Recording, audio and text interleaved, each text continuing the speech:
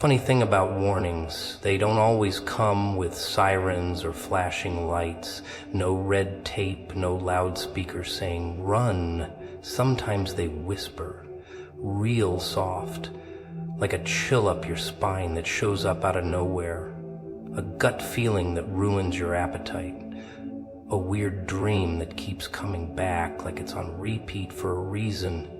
But people love ignoring what makes them uncomfortable. They'll walk right past the burning sign that says danger, just to prove they're not afraid, not realizing it ain't about fear. It's about awareness. They were smiling, weren't they? Oh, they always smile. Shake your hand, compliment your shoes, laugh at your jokes a little too hard. You thought they were with you. You thought they were for you, but something felt off. You couldn't name it, you couldn't prove it, but your skin knew. Your stomach flinched when they walked in the room.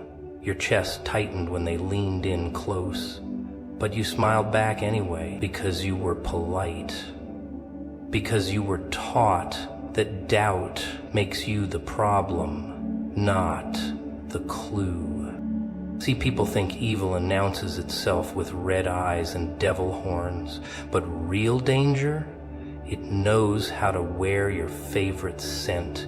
It borrows your language. It calls you family.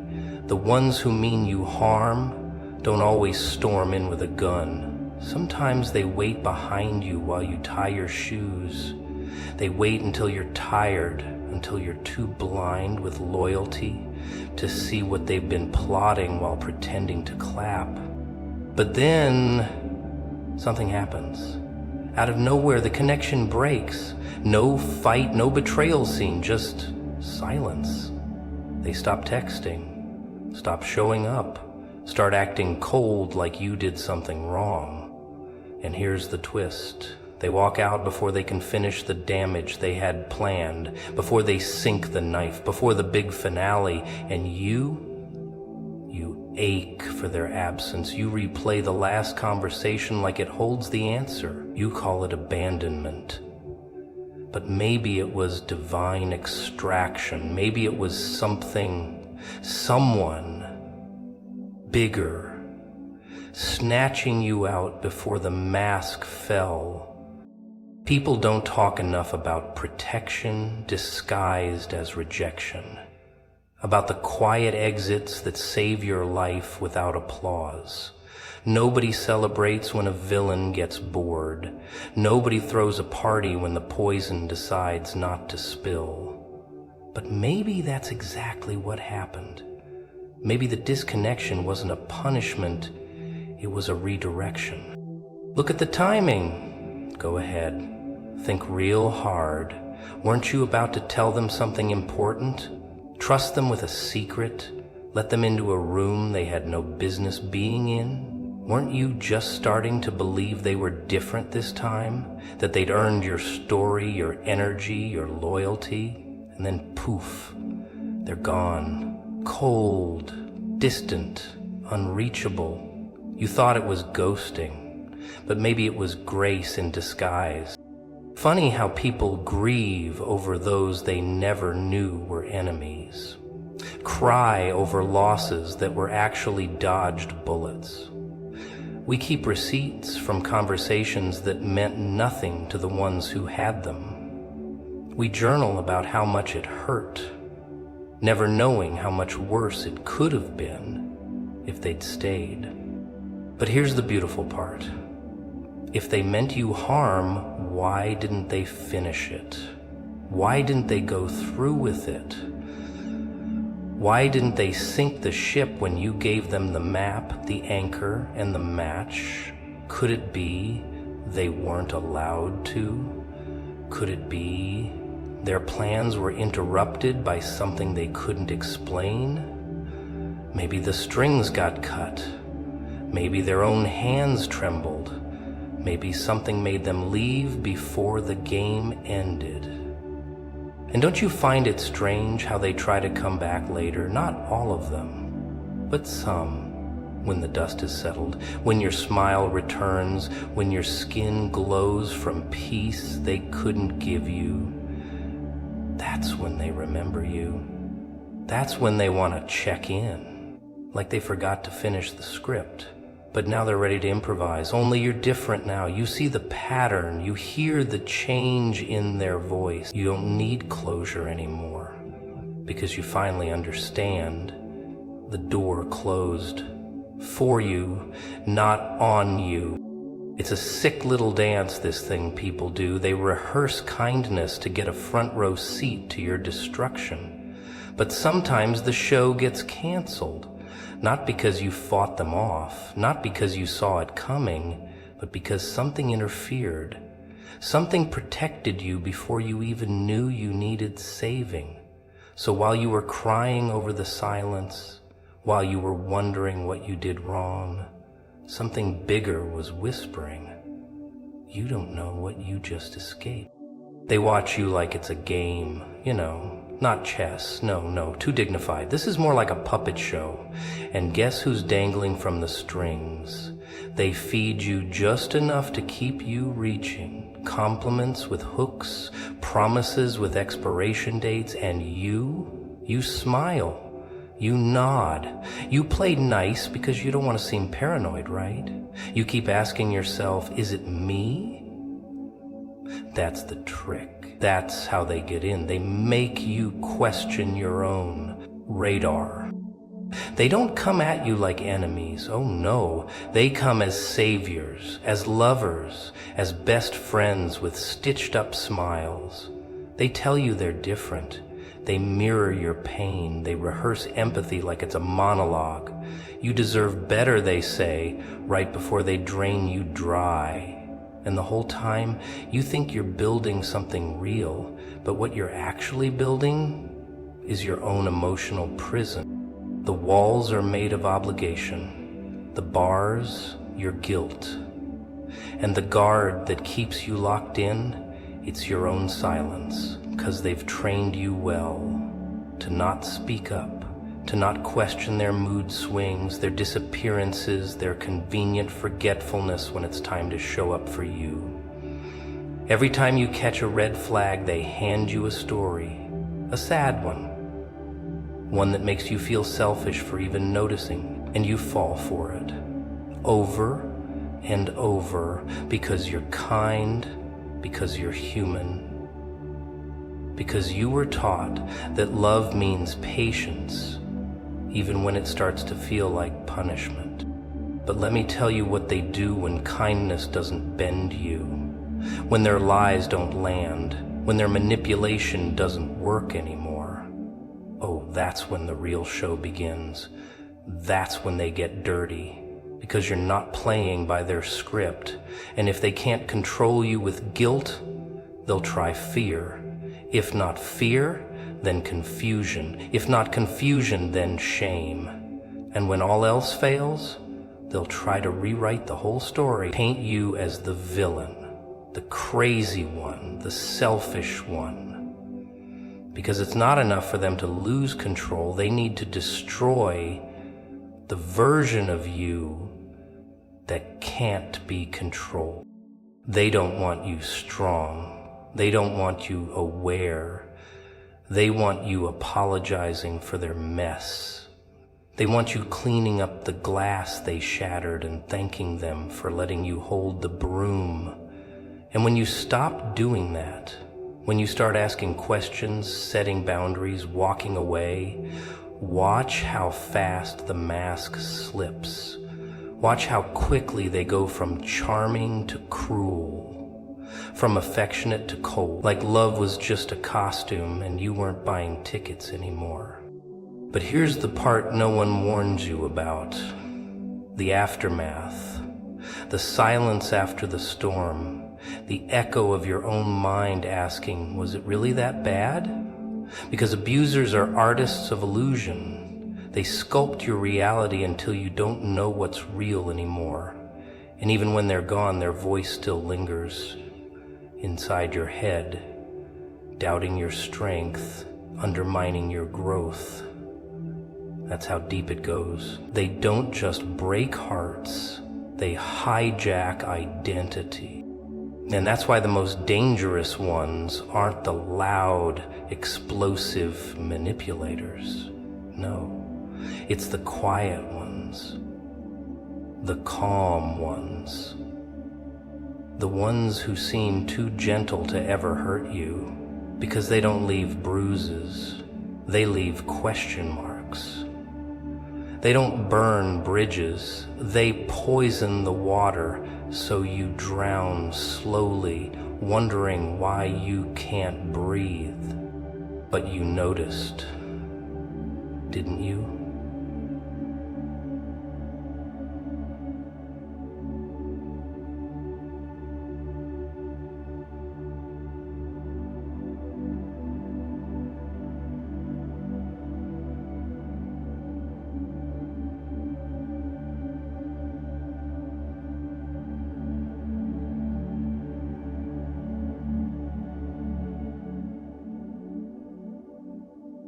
You noticed, didn't you? Even if your hands were shaking, and that terrified them, because that, you started connecting the dots. You started choosing yourself, even if your hands were shaking. And that's why your hands were shaking.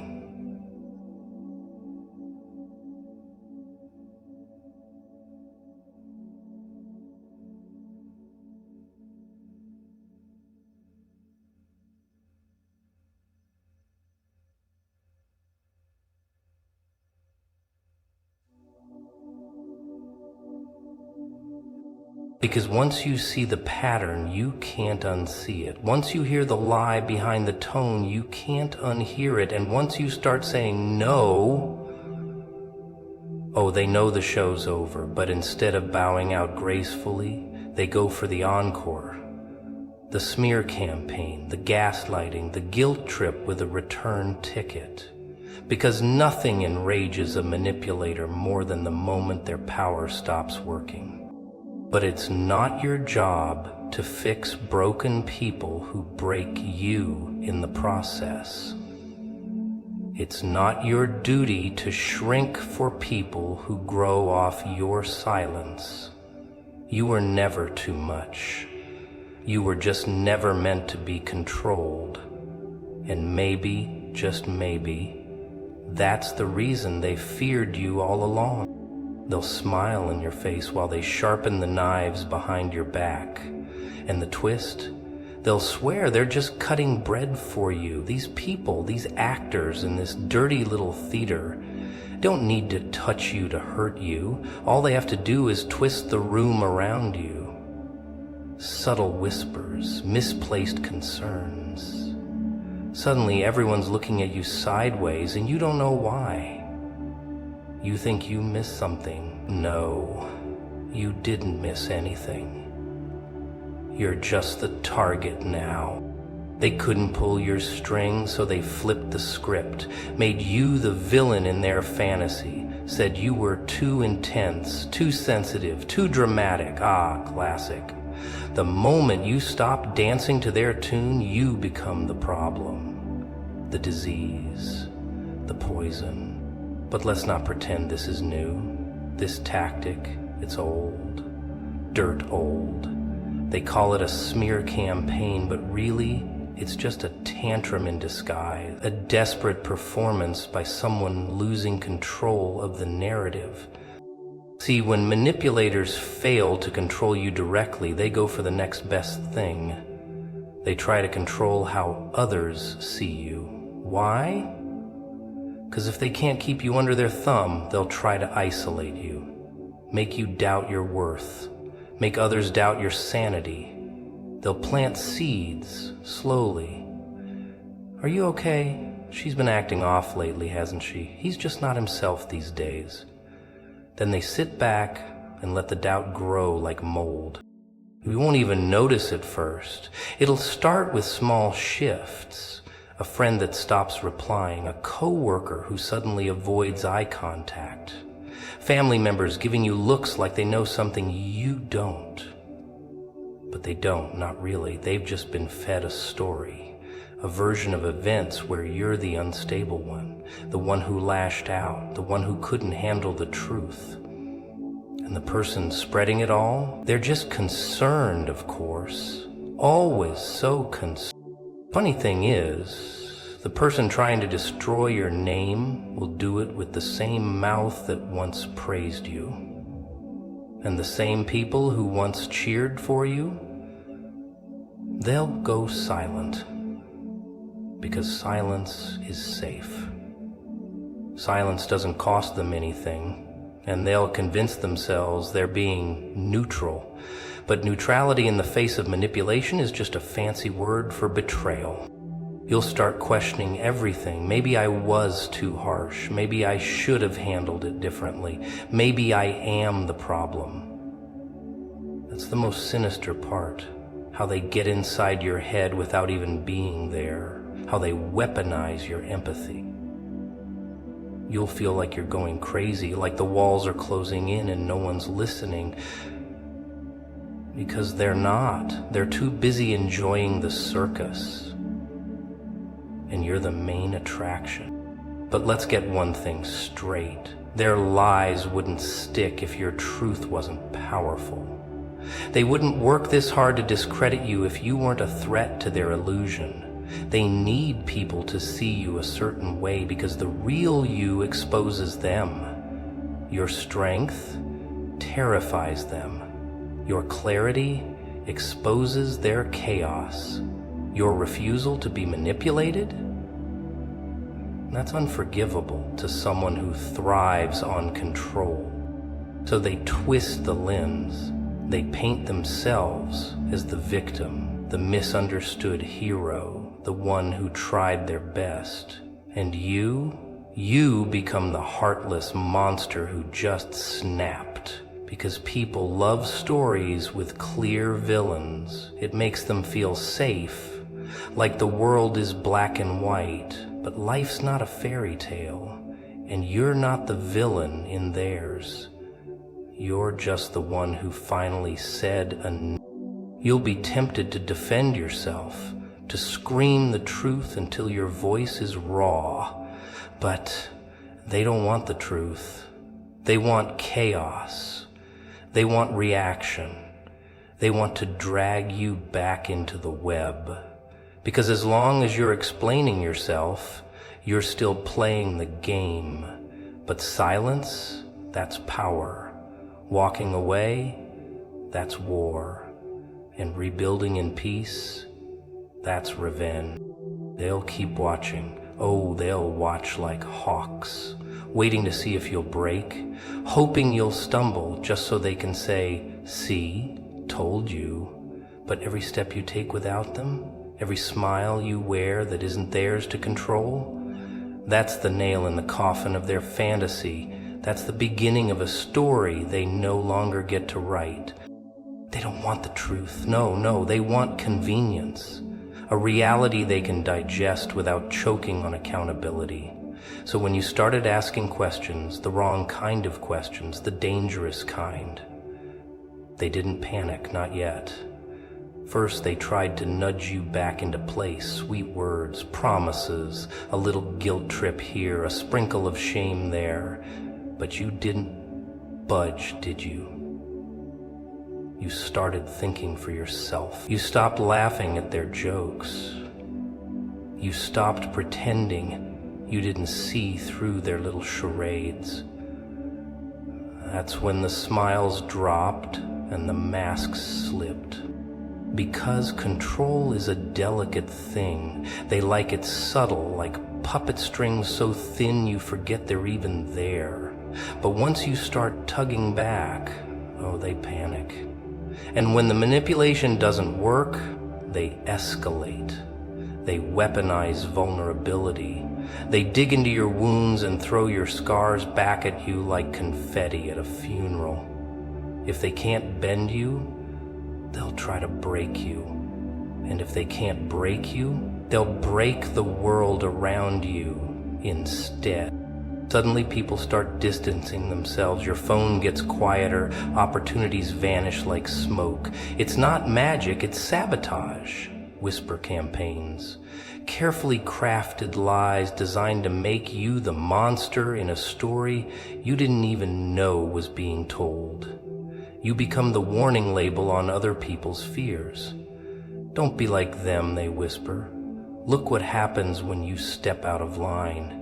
It's psychological warfare with a pretty face and polished nails. You see, they don't just want to hurt you, they want to rewrite you. Turn your victories into mistakes, your boundaries into aggression, your truth into delusion. They twist everything until you start doubting the ground under your feet. Because if they can get you to question your reality, they've already won half the battle. Gaslighting? Oh, that's just the appetizer. The real feast begins when you start apologizing for things you never did. And the crowd loves a good downfall. They watch like it's entertainment, sit front row with popcorn as you unravel. Not because they hate you, no, but because they need someone to fall so they don't have to look at their own cracks. Your collapse becomes their comfort. Your pain, their proof that standing tall is just asking to be knocked down. So they cheer in silence. They clap with their eyes while covering their mouths. But there's something they never count on. That little fire that doesn't die, the one that keeps glowing even when everything else goes dark. See, they're used to people folding, bending, shattering. They've built kingdoms out of ashes and silence. But you're a little different, aren't you? You don't fold. You study. You wait. You rise, and when you do, you don't come back as the person they tried to bury. You come back as something they can't even name. And it terrifies them. Because you saw behind the curtain. You know their tricks. You know what silence really means, what fake kindness hides. You walk different now. Eyes open, back straighter.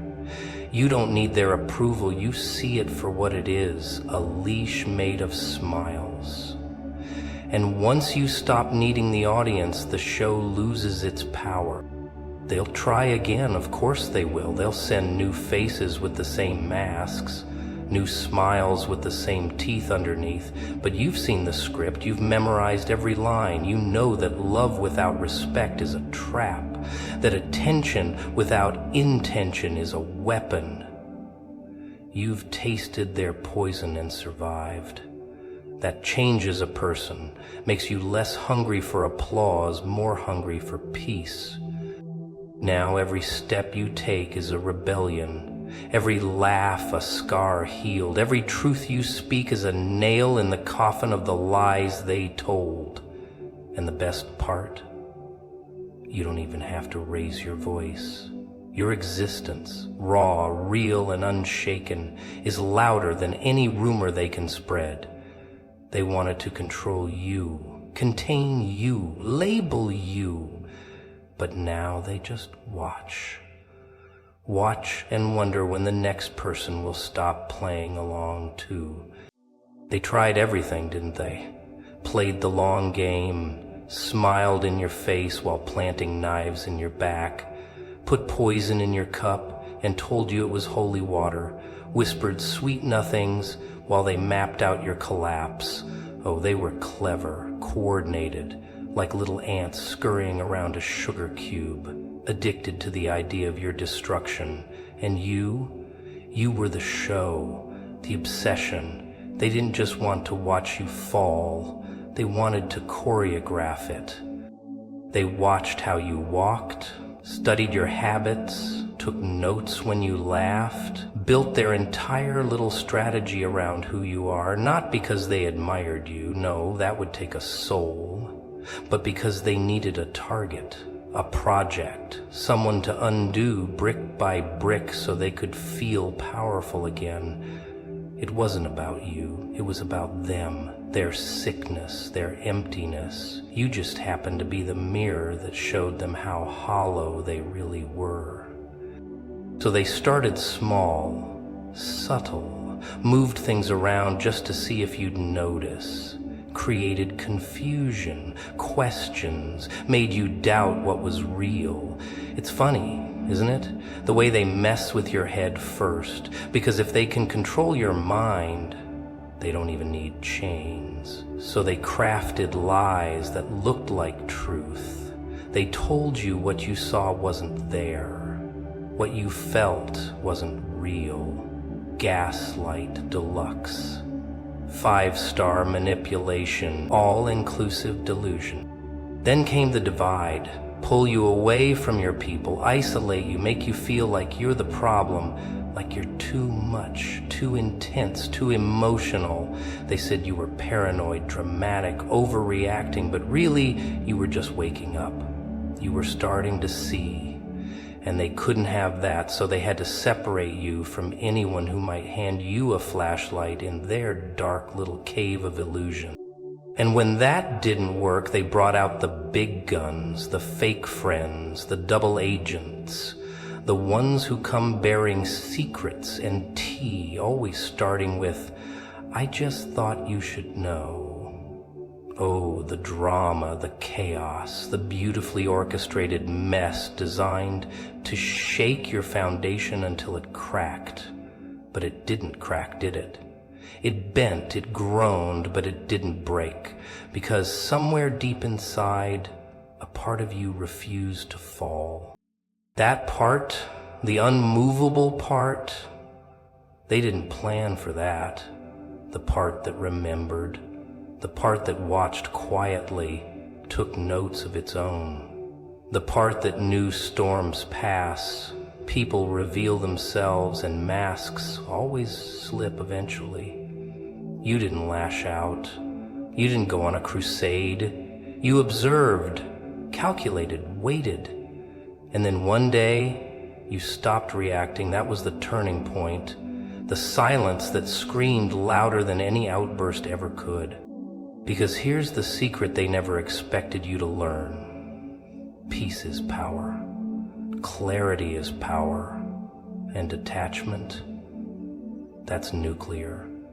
The moment you stopped explaining yourself, the moment you let go of the need to be understood, their game collapsed. Their lies lost weight. Their tricks lost grip, because they were never strong, just strategic. And your awakening blew a hole straight through their operation. Now they fumble, they trip over their own stories, try to clean up the mess with the same hands that made it, but you're already gone. Not just physically, but mentally, emotionally, spiritually. You outgrew the whole theater, the plot, the actors, the fake sets. You walked out of their play and started writing your own script.